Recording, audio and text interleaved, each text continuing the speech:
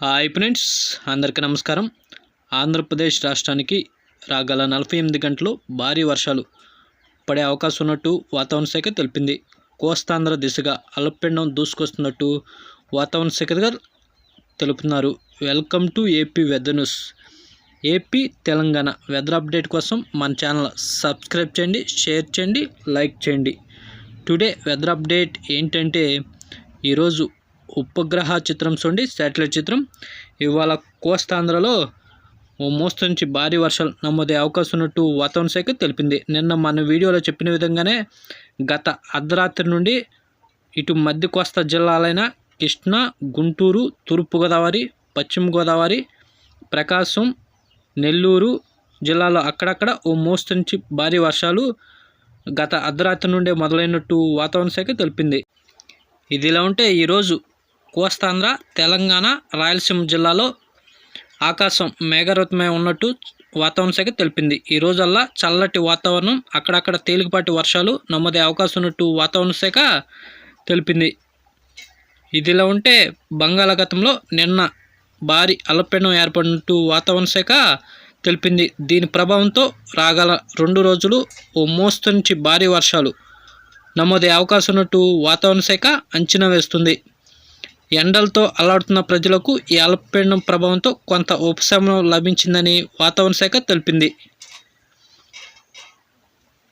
ఇదిలా ఉంటే జూన్ నెలలో సాధారణ వర్షం కంటే చాలా తక్కువ వర్షపాతం నమోదైనట్టు వాతావరణ శాఖ తెలిపింది.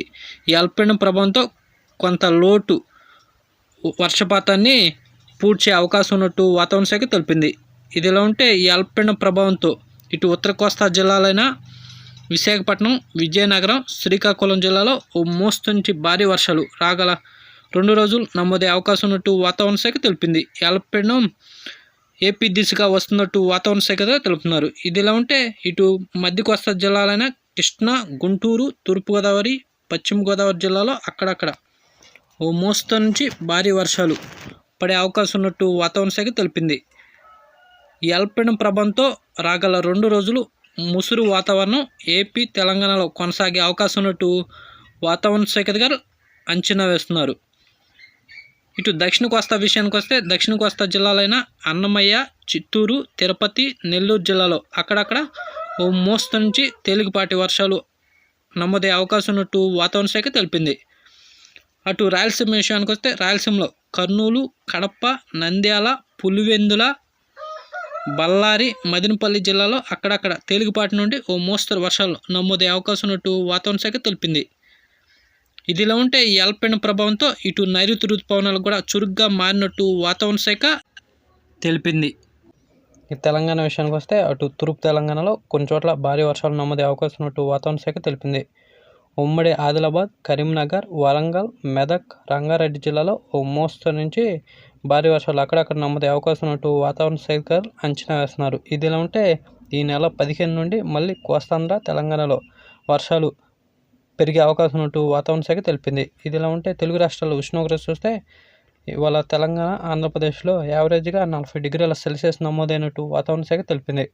ఇటు ఉత్తర తెలంగాణ విషయానికి వస్తే ఉత్తర తెలంగాణలో 36 నుంచి 38 డిగ్రీల సెల్సియస్ దాకా ఉష్ణోగ్రత నమోదైనట్టు వాతావరణ శాఖ తెలుపుతున్నారు. ఇంకా దక్షిణ తెలంగాణలో మ్యాక్సిమం 43 డిగ్రీల ఉష్ణోగ్రత నమోదైనట్టు వాతావరణ శాఖ తెలిపింది. అలాగే ఏపీలో, ఉత్తరాంధ్రలో మ్యాక్సిమం 38 నుండి 39 డిగ్రీల ఉష్ణోగ్రత నమోదైనట్టు వాతావరణ శాఖ తెలిపింది.